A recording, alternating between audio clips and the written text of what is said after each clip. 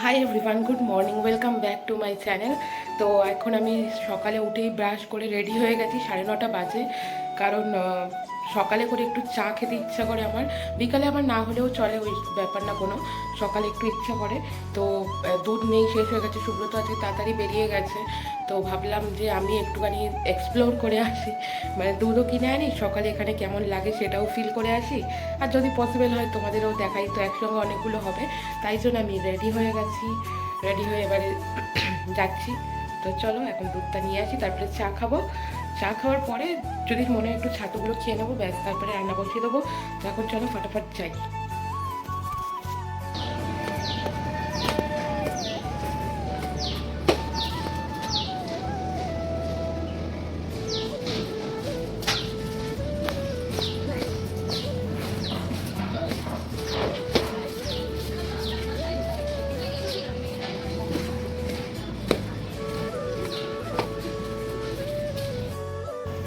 তো আমি ব্রেড আর দুধ নিয়ে চলে এসেছি।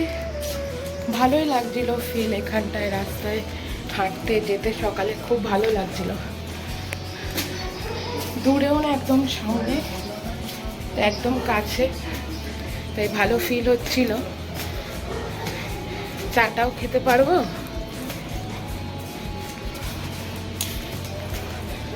ফার্স্ট একটা ফিলও হলো। তো চলো গিয়ে চা করি।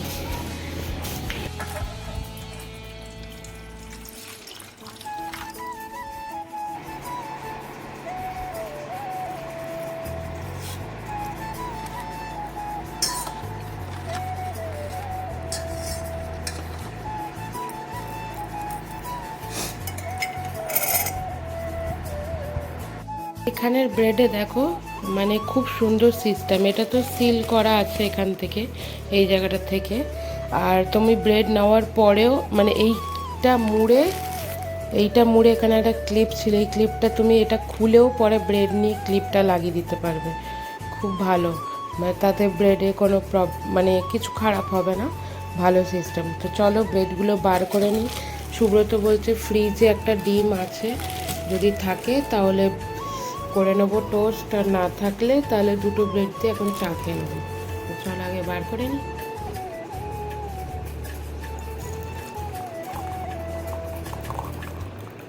আমার চা করা হয়ে গেছে, এখন এই যে এখানে রেখেছি।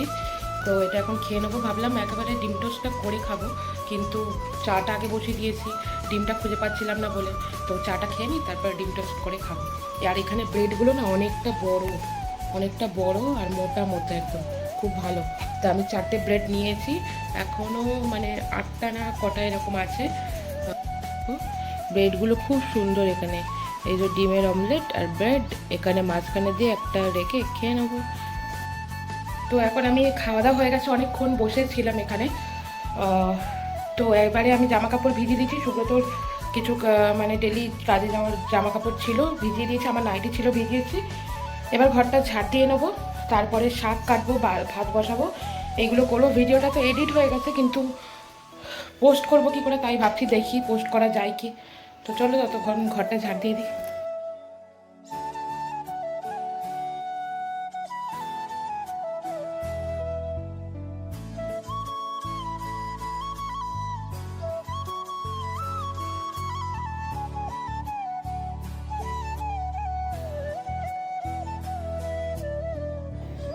শাকটা ফ্রিজ থেকে বার করে নিয়ে এসেছি।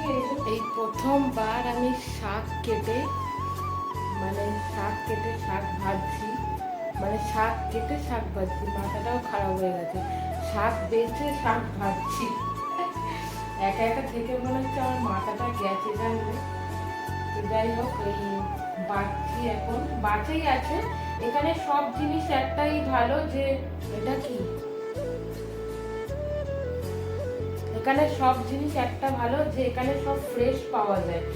আলু বলো, আলুতেও কোনো কিছু মানে দাগ থাকবে না বা কোনো পচা থাকবে না, সব জিনিস ফ্রেশ পাওয়া যায়।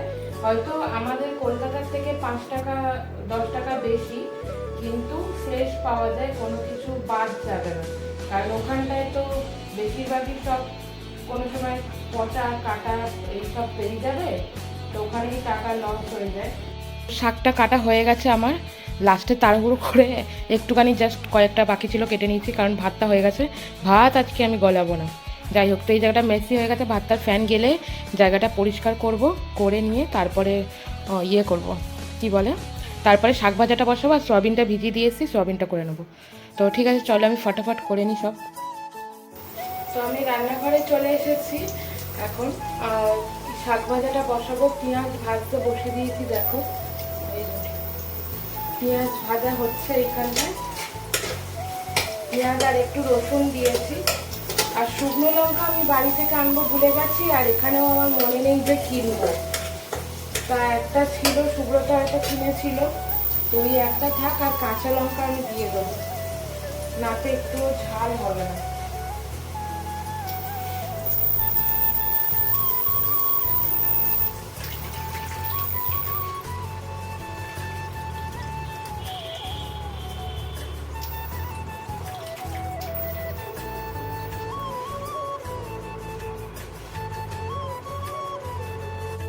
আড়াইটে বেজে গেলে এখন আমার শাক ভাজা হলো না, জল শেষ হয়ে গেছিলো।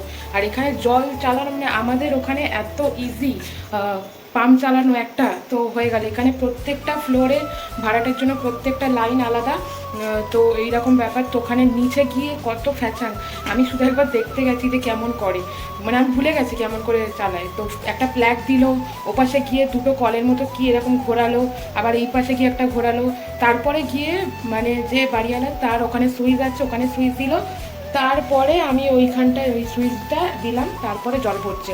আর একটা জিনিস দেখাচ্ছে, এখানে জল ভরে গেলে এখানে কি সুন্দর একটা স্পিকার আছে, ওখানে বলবে, তাহলে ওই সুইচটা বন্ধ করে দেবে। এটা ভরে যাবে, এই তারটা এই যে পাম্পের গেছে, তো ওখানে ওই লেখা আছে, এই যে ওয়াটারের ওই ট্যাঙ্কের মধ্যে একটা ওই দেওয়া, ওখানটায় বলবে, বা এখানে বলবে, কোথায় একটা বলবে, ওখানেই বলবে মেবি, ওটাতেই বলবে। তো হয়ে গেলে তখন আমি ওই সুইচটা বন্ধ করে দেবো।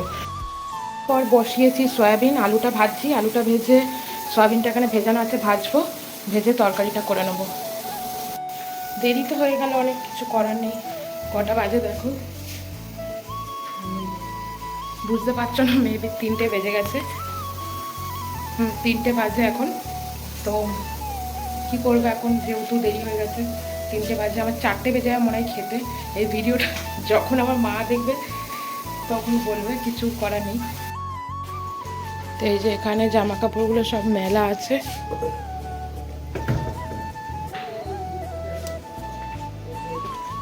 এই যে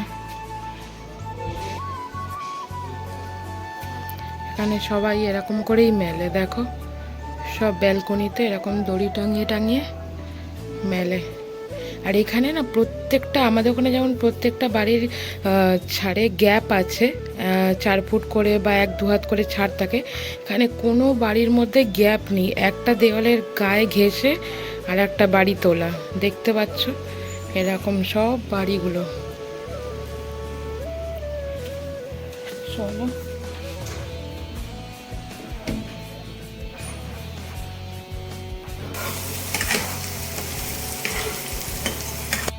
তো আমি সবে স্নান করে আসলাম, মানে এই ফার্স্ট টাইম, মানে পুরো একা সমস্ত কিছু করেছি আর কি। রান্না থেকে ঘর মোছা, বাসন মাজা, ঝড় ঝাড় দেওয়া, কাপড় কাচা, সব একসঙ্গে এই ফার্স্ট টাইম আমি করেছি একা। তো ভেবেছিলাম তাড়াতাড়ি হবে, কিছু কারণে আমি দেরি করে স্টার্ট করেছিলাম কাজ করা, তো অনেক দেরি হয়ে গেছে। ভেবেছিলাম হয়ে যাবে তাড়াতাড়ি, কিন্তু হয়নি। 4টে বাজে এখন। তো আমি স্নান করে নিয়েছি ফটাফট, নাইটিটা ধুইনি, রেখে দিয়েছি, কারণ বাইরে অনেকগুলো শোকাচ্ছে, এখন ধুলে শোকাবে কিনা। তো ওই জন্য একবারে, যদিও বা 6টা 6:30 অবধিও এখানে মানে আলো থাকে, কিন্তু থাকিয়ে কালকে ধুয়ে দেবো। আজকের ভাতটা দেখো পুরো একদম মানে কোনো অসুবিধা নেই। এই যে ভাতটা আজকের, এই যে কালকের এই ভাতটা গলে ফ্যান হয়ে গেছিলো, মানে চিনি দিয়ে দিলেই পায়েস হয়ে যেত, কিন্তু আমি করে দিচ্ছি, খাচ্ছে এসে, মানে ওটা বড় কথা নয়, ও হচ্ছে মানে হয়েছে তাই নিয়ে একটুখানি হাসাহাসি করেছে। তো যাই হোক, আজকের আমি মানে আলুর জন্য আমার কালকের ভাতটা ওরকম হয়ে গেছিলো না, তো ভাত একদম ঠিকঠাক ছিল, একদম ঝুরঝুরে, এই যে। তো ঠিক আছে, আমি ভাত খেয়ে নিই। এইটা হচ্ছে শাক ভাজাটা, লাল শাক ভাজা, আর এটা হচ্ছে সয়াবিনের তরকারিটা, একটু ঝোল করেছি, এখন খাবো, রাতেও খাবো, কারণ রাতে একটা তরকারি হবে। সারাদিন আমি একা একা আমি একা একা এত বকি ফোনে ভিডিওতে যখন এডিট করবো ছাড়বো কি আর কি কাটবো আমি কিচ্ছু বুঝতে পারি না, পাগলের মতো বকে যাই আমি। মানে মাঝে মাঝে তো ভুল ভালো বকি, বুঝতে পারছি না আমার ব্রেনে কি এফেক্ট করছে নাকি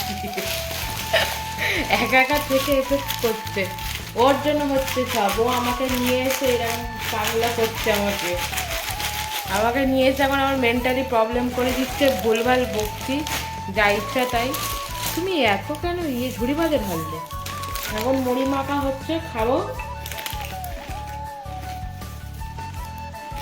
ভালো না তো, ঝুড়ি বাজাতে এমনি শেষ হয়ে যাবে।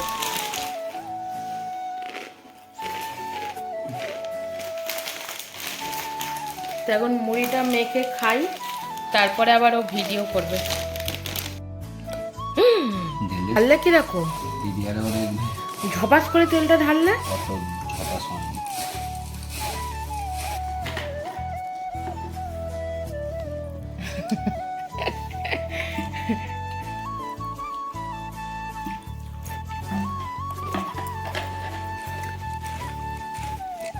আর ও শুধু লঙ্কা খাবে, আমি লঙ্কা খাবো না। না করছে, একে আমি জোগাড় করে দিচ্ছি, ও বসে কাটছে, আবার আমি ভিডিও এডিট করে দেবো, ও ছাড়বে। এত সুখ কোথায় পাও তুমি? কাছ থেকে এসছে বলে ওকে সব আমি করে দিচ্ছি, আর ও ওখানে ভিডিও দেখছে আর এখানটায় কাটছে।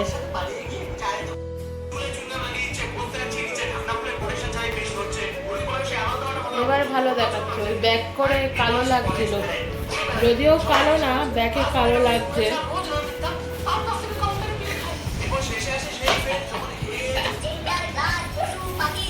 আজকের আমাদের রেসিপি হচ্ছে কি হচ্ছে,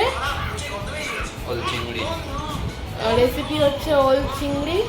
ও করছে, পরে তোমাদেরকে দেখাবো। এখন কাটাকুটি সব করে নিই।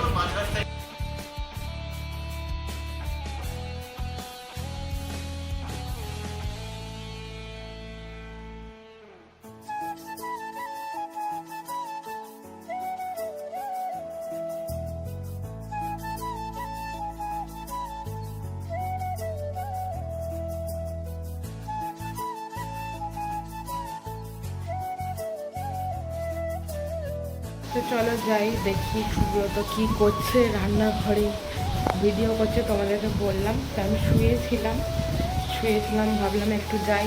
ও একা একা রান্না করছে, সারাদিন যদি আমি একাই করি, একা একা রান্না করছো, আমাকে ডাকছো।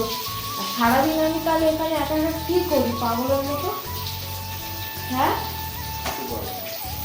কি করো না?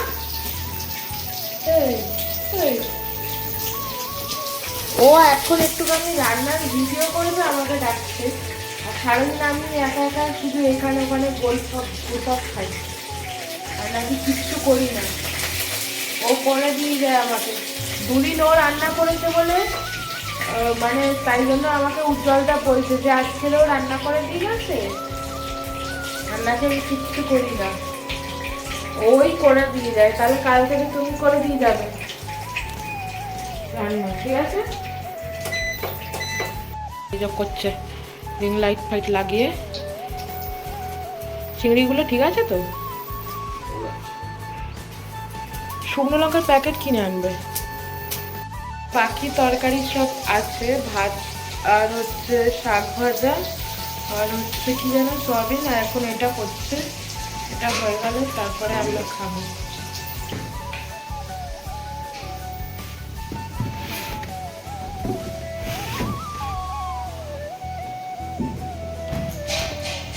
তো ভিডিওটা এবার এখানে এই পর্যন্ত। রাতে তাড়াতাড়ি দেরি হয়ে গেছিলো, তাই জন্য খেয়ে শুয়ে পড়েছিলাম, ভিডিও আর এন্ড করা হয়নি। তাহলে দেখা হচ্ছে চ্যানেলের নেক্সট নিউ ব্র্যান্ড ভ্লগে। তোমরা সবাই খুব ভালো থেকো, সবাইকে খুব ভালো রেখো এবং সবসময় খুব পজিটিভ থেকো। আর লাইক কমেন্ট শেয়ার করো, সাবস্ক্রাইব করো। তো বাই।